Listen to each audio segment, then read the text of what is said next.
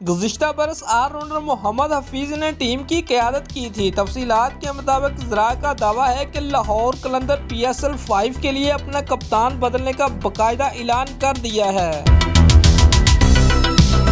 लाहौर कलंदर ने गुज़िश्ता टूर्नामेंट में ऑलराउंडर मोहम्मद हफीज को कप्तान नामजद किया था। ताहम मोहम्मद हफीज चंद ही मैचेस के बाद जख्मी होकर टूर्नामेंट से बाहर हो गए थे।